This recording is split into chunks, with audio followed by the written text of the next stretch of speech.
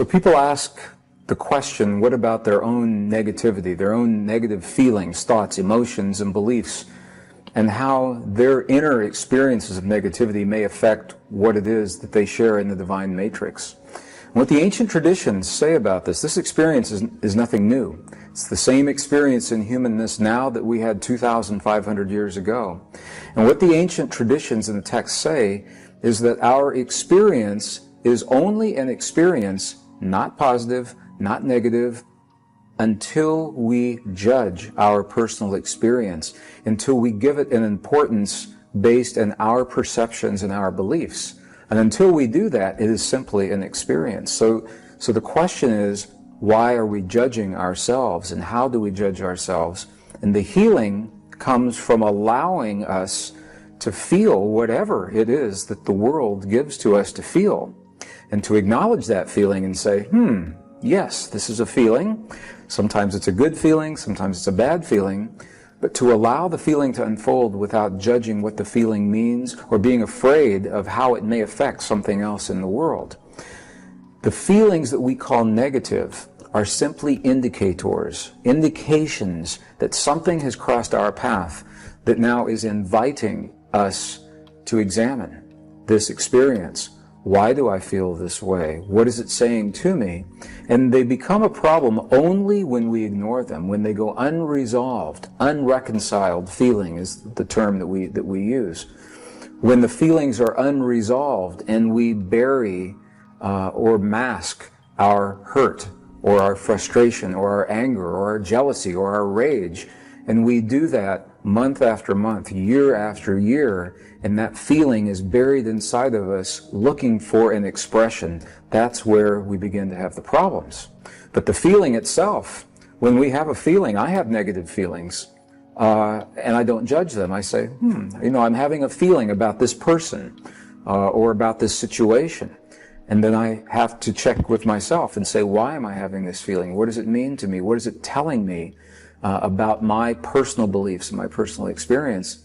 And in that way, the negative feelings become our best friends because they actually serve us rather than hurt us. And it's all based in our beliefs and the judgment that we attach to that experience. The ancient Essenes tell us in their texts 2,500 years ago, very precise language, that every human lives in this earth in three worlds at the same time. We live in the world of thought, the world of feeling, and the world of emotion. And their texts actually say to us, when these three become one, when the thought and the feeling and the emotion are merged, are married together into a single potent force, then when you say to the mountain, move, the mountain will move. Now, I used to believe that this was a metaphor. And now I have seen in the monasteries of Tibet, and I've seen with the holy and the sacred people in Bolivia and Peru, in the native traditions of the desert Southwest, in the medicineless hospitals in Beijing, China, this is not a metaphor. It is a literal fact. When thought, feeling, and emotion become one, we literally can change the stuff our world is made of. We can rearrange the atoms of matter through the belief waves that emanate from our heart. So the question is, when we are experiencing judgment and ego, what is that saying to us really? Well, the first thing it's telling us is that we are not in our heart, because the heart has no judgment and the heart has no ego. When we are experiencing those qualities, it is coming from our mind. It's coming from our inner child. It's coming from our fear, from our families, our perceptions, our conditioning. It's not coming from our heart. And this is so interesting to me because I'm using the English language now. And in the English language, the language is not designed for this conversation. Other languages are. Sanskrit, for example, ancient Sanskrit. In Sanskrit, there is one word that means the energy body of the human, for example. It is prana. In English, there is no single word for prana, so we have to take other words, put them together. Energy body or electrical magnetic field or something like that. And the same is true when we speak about the language of the heart. There is no word in the English language that describes the language of the heart. Part of my heritage is Southeastern Cherokee, Native American Cherokee.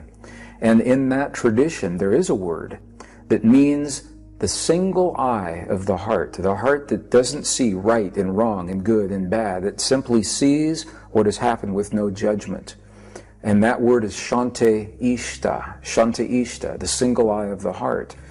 And so the goal of many ancient traditions, early Christian, early Jewish, early Buddhist, Native American, and now the scientific principles today, is to find a way to view the experiences of life, what happens in the world around us, our relationships, our finances, our health, through the single eye of the heart, the eye that says, yes, this is what has happened, without saying what has happened is good or bad or right or wrong.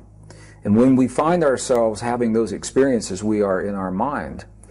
And it is the marriage of the mind and the heart that give us the power to create. And the way they say to transcend, to get through the judgment that we find ourselves in, it sounds strange at first.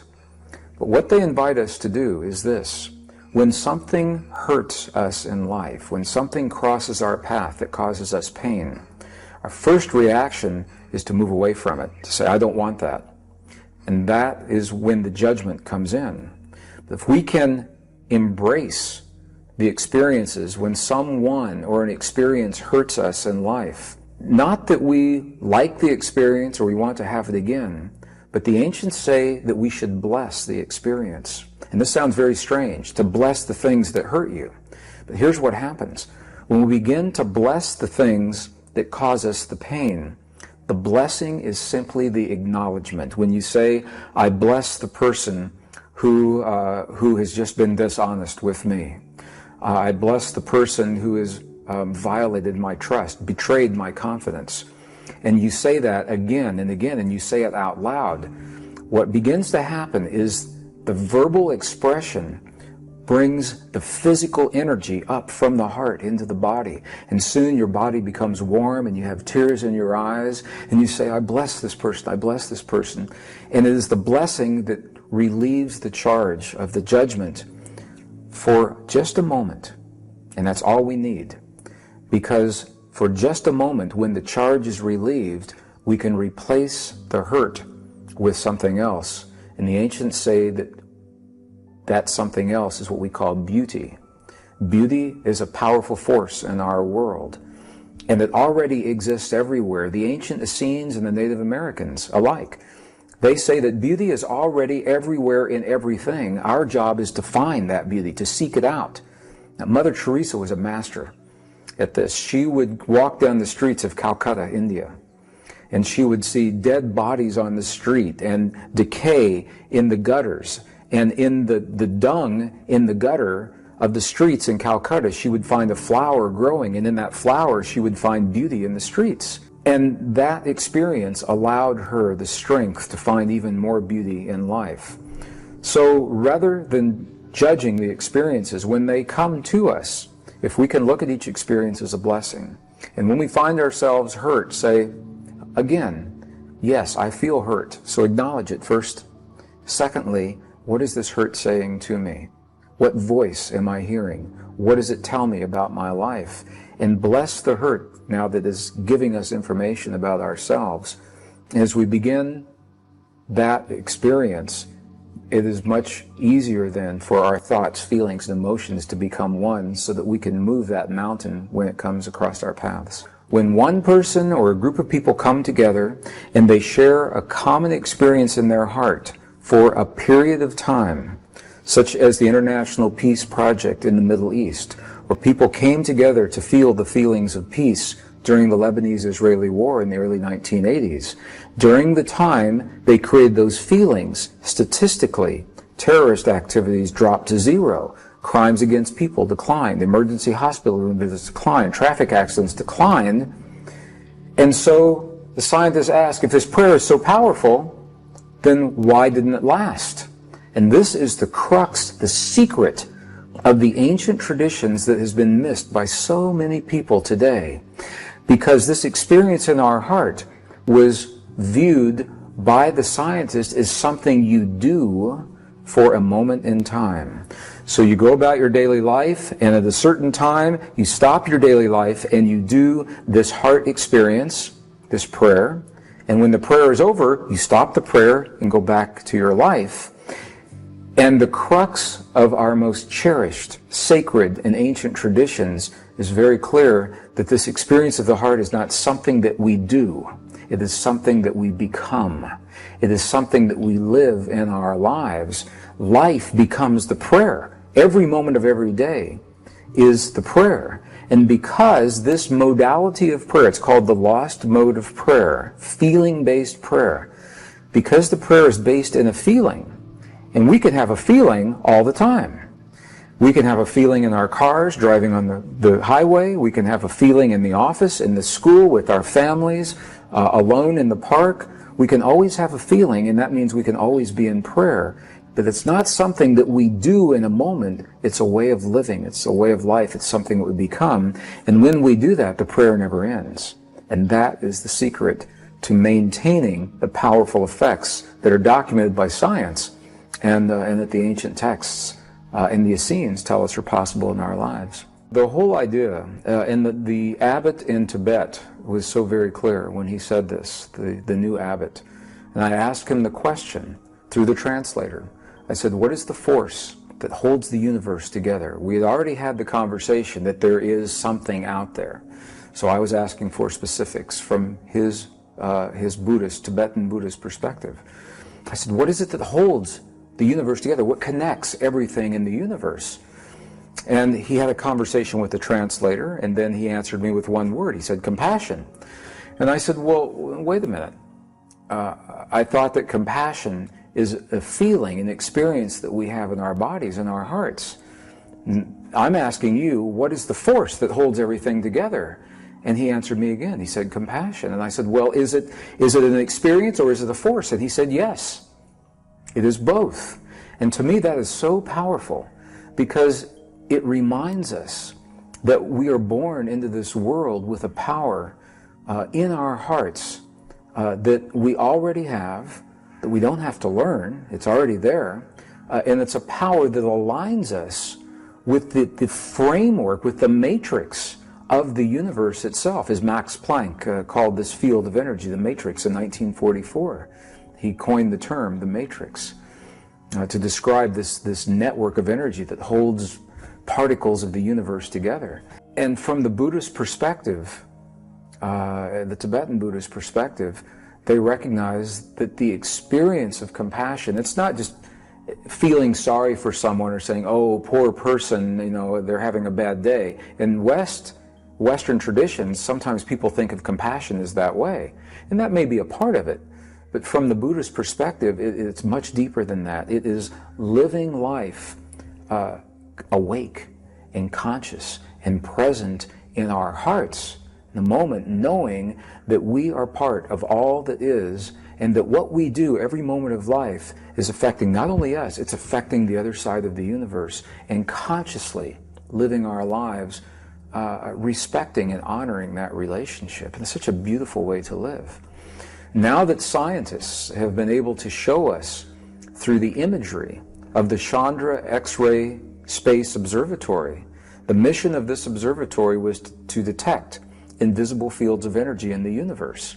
So while scientists have always suspected that up to 90% of the universe, they say, is empty, and this observatory now is showing us that in the space that we once believed was empty, it's not empty. There's a lot of energy in there, and it looks like a web or a net of energy. And it is the compassion in our hearts that creates the waves, the belief waves of electrical and magnetic energy that align us with this field. This is our technical, Western, male-dominated, schematically oriented, scientific way of describing, and it sounds very complex. The Buddhist monk, the abbot, he says compassion, and he says the same thing. And they have always known this. And this is where it's so fascinating to me, because science is a language.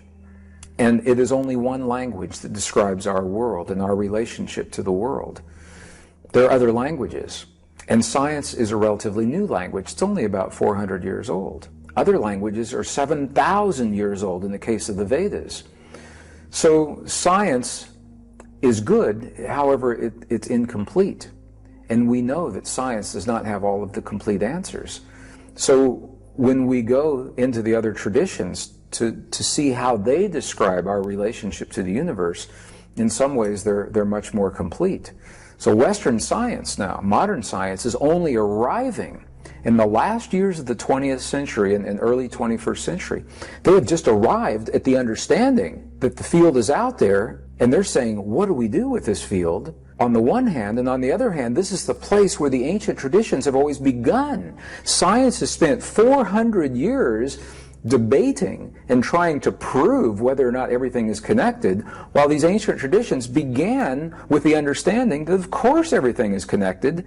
They didn't spend 400 years proving the connection. Their 400 years was used exploring how we may use that connection to become better people and create a better world. And for me, as a scientist, this is the value of looking into our most ancient and cherished traditions, honoring our past. Don't throw it out the window, honor it, and marry that wisdom with the best science of today. And together they create a greater wisdom than either would give us individually. And I think that we need that wisdom now at this time in history to solve the problems that we see in our lives. Science tells us how things work. We must believe either one or the other, science or spirituality, but not both. Now, as a child, I always believed that science and spirituality are the same thing, and I thought everybody else believed the same thing. They just didn't talk about it. So I always believed that when we study science, we understand nature and how the world works. Ultimately, we're understanding God. But when I began working in the corporations, I found nothing could be further from the truth. They said, you either are a scientist or you're a spiritualist. You either use technology or you use religion. And it doesn't have to be that way. So I think our greatest power in this civilization, there is a new science and a new spirituality that's being born right now. And it's so new it doesn't even have a name. We don't know what we'll call it. And maybe it's better with no name, because if there's a name, then there's rules and somebody owns it. So right now it has no name. But it is a blending, a beautiful marriage of the technology and science that we have today with the understandings that have served us for over 5,000 years and got us to the point where we are today. If I came to this world from another world and I could ask one question of myself in this lifetime based on what I knew here that I couldn't find in that other world, I would ask the question, what is the one thing that we have in this world that would wake us up and remind us that we're a family and that we are more than the differences that have separated us in the past, and that we're too precious to kill ourselves in war? What is the one thing that could be awakened in this lifetime and shared with every human on the face of the earth that would remind them of that truth? Because I believe it is a truth. That's what I would ask. The word resonance is it's a very powerful word in our language that simply means when two energies find a way to match one another.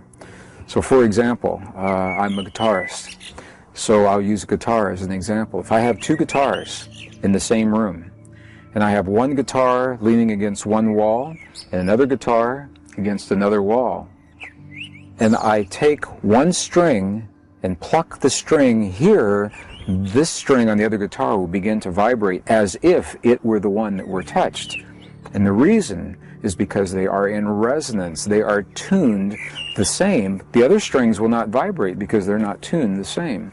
This is a powerful principle because when we can find resonance in our heart, we tune our bodies the way we tune a musical instrument. And we do this with thought, feeling, emotion, and belief. We choose the quality of belief inside of our bodies that brings us into resonance with the truth and the beauty, or the anger and the hate of the world around us. And the beauty is that we get to choose where that resonance comes from. The principle of resonance is perhaps one of the most powerful principles in nature, because it allows tremendous change to happen very quickly with a very few people in the kinds of things that we're talking about now. And the reason is because if those few people learn the language of resonance with the divine matrix, with the field, if they choose peace and healing in their bodies, and they find that they can convey that in the divine matrix, the focused power of knowing the language is stronger than the chaotic power of not understanding the language. So many people in chaos is what we see in our cities right now. A very few people focused that understand the language may transcend.